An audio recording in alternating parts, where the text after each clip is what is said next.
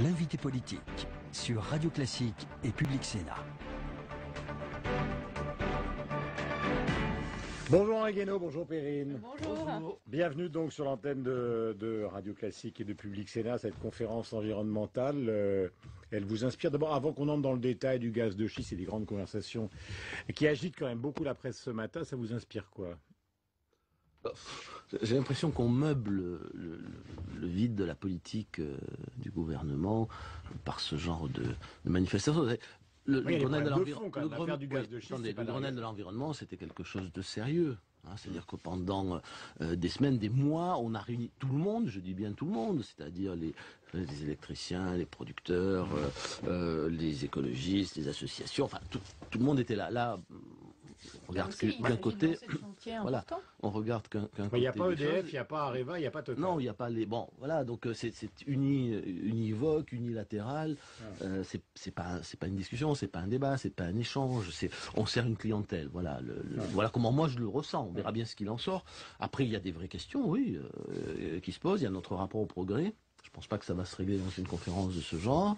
Et notre manière de régler un certain nombre de questions que le progrès nous pose aujourd'hui. Oui, voilà, mais justement, vous qui êtes un peu un irrévérencieux comme Alec dans un certain registre, enfin dans un autre registre, Alec dit sur l'histoire du gaz de schiste, on est des dingues, les Américains le font, il y a un siècle de réserve sous le bassin parisien, donc il faut modifier l'extraction et la fameuse fracturation hydraulique et évidemment se précipiter sur ce gaz de schiste. Il a tort, il a raison.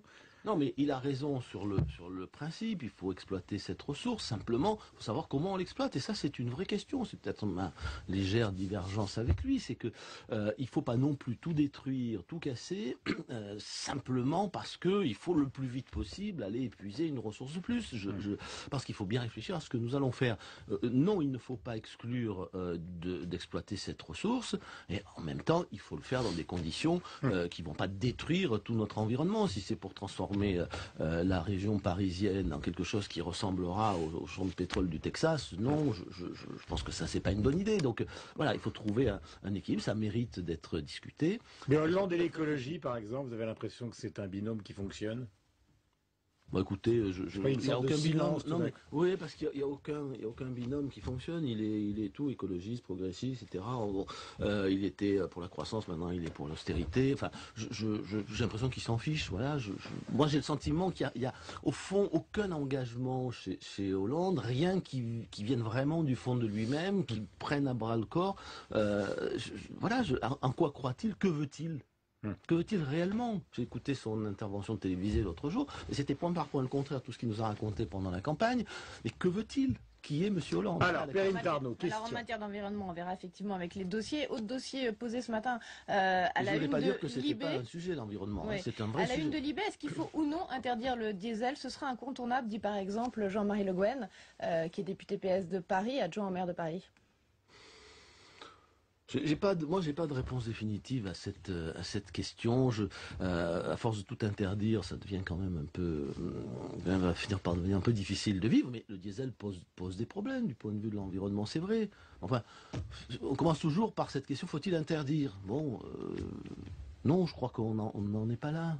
Ou alors aller vers une limitation du diesel. Oui, mais ce qu'il faut, c'est pas encourager ceux qui posent des problèmes ou qui a des conséquences néfastes. Bon, donc on peut revoir effectivement les incitations. Au fond, en économie, les choses se jouent avec tous les choix se font sur la base des prix et des coûts. Si vous faussez les prix et les coûts en faveur de certaines méthodes, de certains processus de production ou de transport qui sont néfastes pour l'environnement, ça me pose un problème, mais ça pose pas un problème que pour le diesel. Vous savez, regardez le monde, on importe des pommes chinoises, on fait faire presque le tour de la planète à des pommes. Voilà, c'est absurde.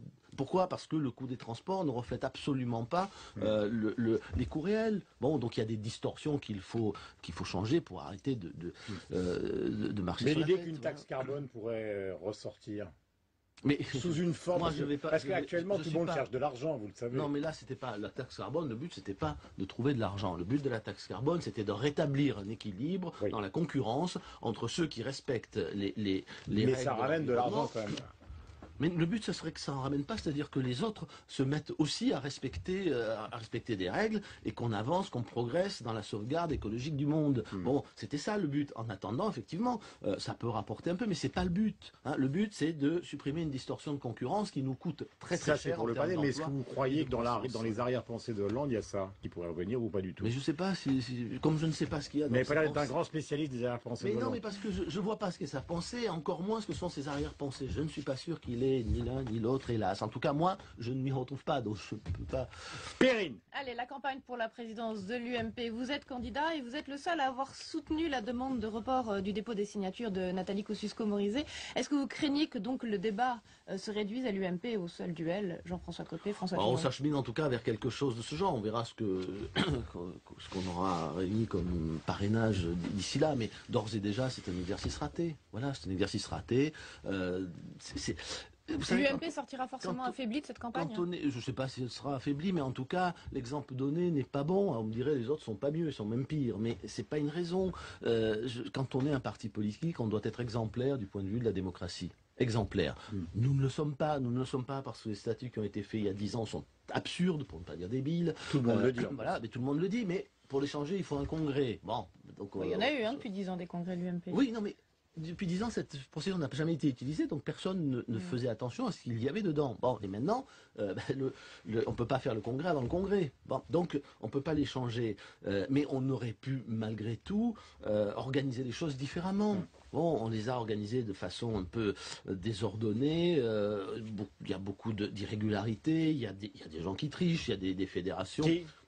Mais plein de gens dans des fédérations, vous avez beaucoup de fédérations où on avait posé comme principe que les responsables des fédérations devaient être neutres. On envoie aux adhérents, ou on donne aux adhérents des bulletins pré-remplis, par exemple, des bulletins de parrainage pré-remplis. Il n'y a qu'un nom dessus. L'autre jour, c'était à Nice, puisqu'il faut dire les choses. Quelqu'un rentre dans la permanence de l'UMP, demande un bulletin pour le remplir à mon nom, et on lui donne un bulletin avec un nom déjà inscrit. On refuse de lui en donner un vierge. Bon, voilà, alors vous direz c'est la vie, c'est la vie. Non, c'est mais vous y allez pourquoi? C'est la vie des partis politiques, mais il ne faut pas quand même s'en satisfaire. Voilà, mais si vous, on n'est pas capable. séguiniste, qu'est-ce que vous allez faire vous n'allez pas quand même vous présenter à cette présidence pour simplement être le misanthrope nostalgique de Sarkozy? Ah non, je suis pas. Moi, je suis ni misanthrope ni nostalgique. Alors vous y allez pourquoi? J'y vais parce que j'ai quelque chose à dire, voilà. Parce que moi. Mais il y a une KM aussi, dit qu'elle a quelque chose. Il y avait Bruno Le Maire aussi. Eh ben oui. Il y avait combien de candidats aux primaires socialistes? Il y avait combien de candidats aux élections présidentielles? Engueulez-nous un peu, on adore ça, voilà. Perrine. Non, mais est-ce que vous avez déjà vu une élection dans laquelle il n'y a que 2 candidats seulement qui ont le droit de se présenter? Ça n'existe nulle part au monde. Nulle part au monde. Voilà. En politique, c'est chez vous, c'est l'UMP. Voilà. Oui, mais ça pourrait bien être ça, donc il n'y a pas de quoi s'en réjouir, il faudra en tirer ensuite les conséquences. Mais franchement, en politique, quand on a quelque chose à dire, on le dit, mais c'est ce que je fais. Qu'est-ce que ça a d'extraordinaire? Non, mais rien du tout, on pose des questions. Il y a des courants qui sont en train de se créer au sein de l'UMP, je pense à celui de Jean-Pierre Raffarin, Luc Châtel, la droite humaniste, ça c'est un courant que vous pourriez rejoindre? Non, pas du tout.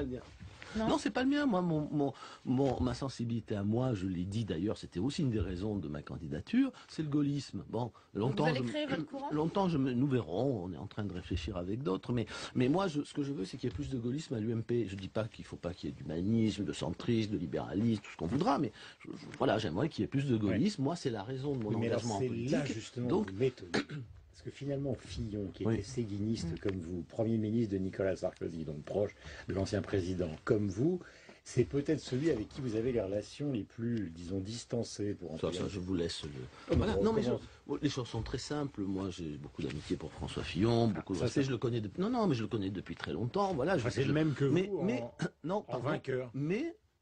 Non, ça c'est désagréable, c'est très désagréable parce que nous ne sommes pas au même stade de notre histoire politique. Voilà, moi je suis très fier de ce que j'ai fait, lui est sans doute très fier de ce qu'il a fait. Voilà, donc, mais simplement, moi je ne me reconnais pas, c'est pas d'aujourd'hui, dans ce que vous appelez son gaullisme, son séguinisme.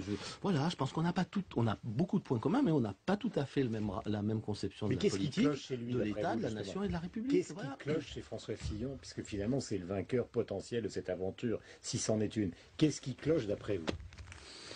Regardez le grand silence de Perrine et moi, nous vous écoutons.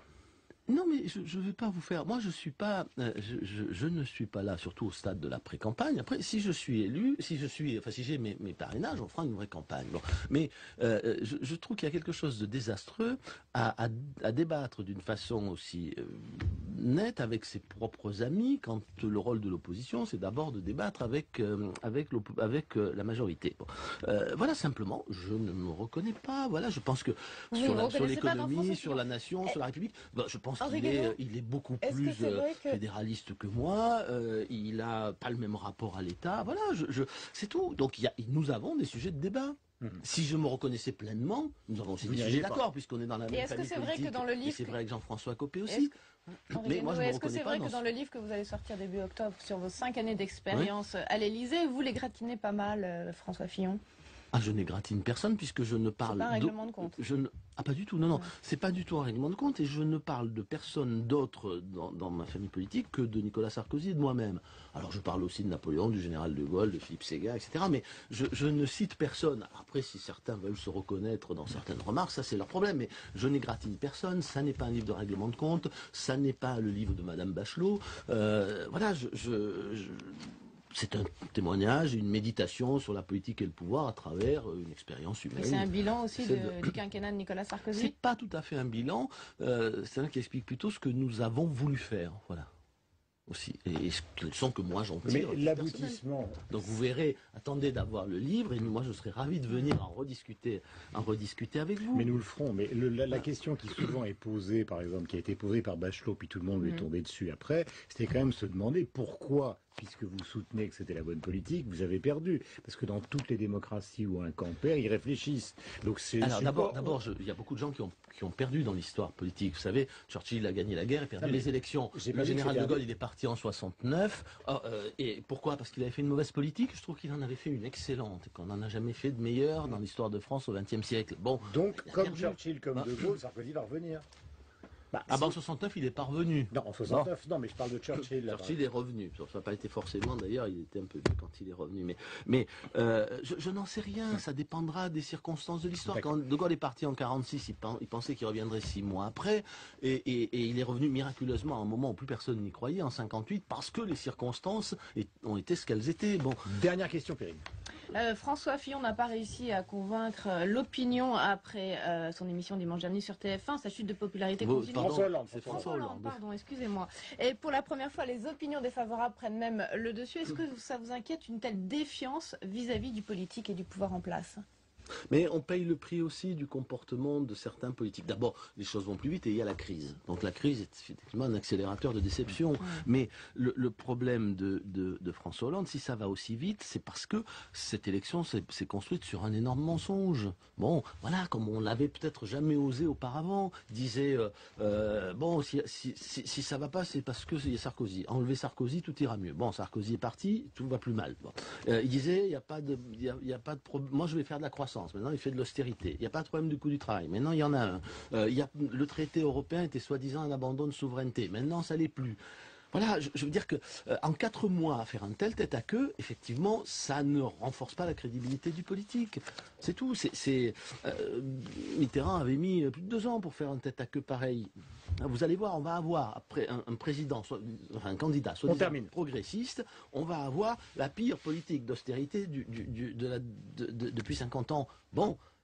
Voilà, oui, ça ne renforce pas la crédibilité du politique. Merci Henri Guénaud, merci Perrine. On se retrouve la semaine prochaine et bonne journée à vous deux.